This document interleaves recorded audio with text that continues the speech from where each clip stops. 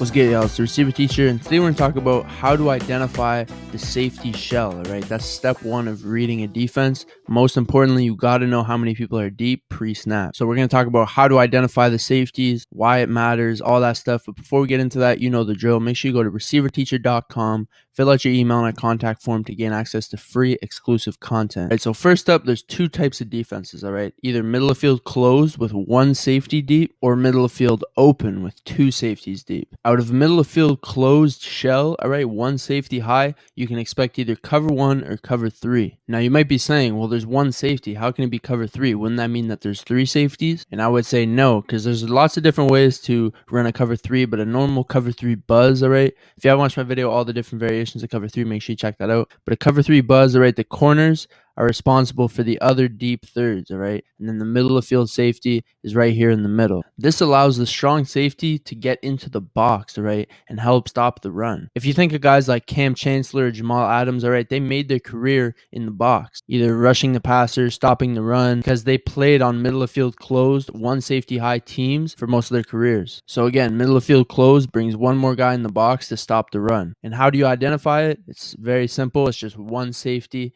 in the middle of the field. Now, if you break the huddle and you see two safeties high, you know it's middle of field open, and you know you can expect cover two or cover four or any variation of those. So again, two safeties high, all right, that means one less guy in the box. It also might make it a little bit harder to take shots down the field, all right, go vertical. Because now instead of having one guy ranging the entire field, you now have two back there, all right? So it makes the defense's job a lot easier. Now, out of middle field open, two safeties high, you can either get cover two man, cover two zone like we see here, right? So corners in the flats, linebackers in hook curls, and then two safeties deep. Or you can get cover four, right? So now it's four guys deep. But again, starting off as two high, and then now the corners are dropping back, right? It's not four safeties high. Now you get the outside backers out of the box, all right? Because they're responsible for the flats. There's a ton of room out here, all right? So you can make for some mismatches, all right? Let's say a little hook or, you know, a speed out, all right? These guys have to race outside. And cover four, all right, it comes with a light box. We got four.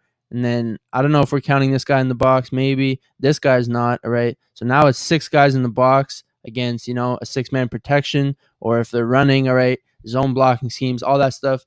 Cover four, just run the ball. All right. So again, middle of field closed, one safety high. You can expect cover one. All right. It's easy to tell because everyone's lined up over a man. Everyone's on the same level, all right, down to the line of scrimmage. Or you can get cover three, all right? So a middle of field closed zone coverage, all right? Three guys deep, four guys underneath.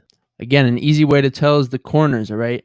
Off and outside leverage, all right? So everyone's on different levels, all right? The linebackers aren't exactly down to the line of scrimmage like they were in this picture. Now out of middle field open, two safeties, all right? You can expect cover two or cover four.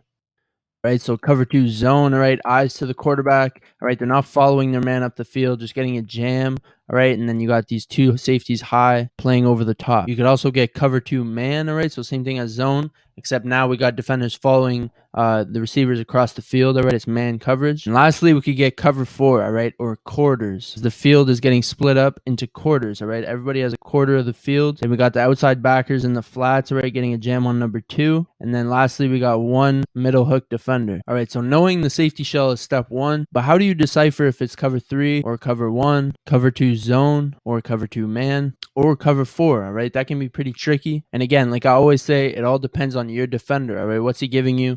Look at the bigger picture. All right, if you're out wide, all right, and this guy's inside leverage down to line scrimmage, chances are he's going to get a jam on and force an outside release, all right, a wide release into the sideline. All right, he wants to use the sideline as his friend because his help is not going to help him on a fade down sideline. He's also going to use a jam, all right, because he wants to disrupt timing. It's man coverage. He can't just give you time to run around free, all right, and not get hands on.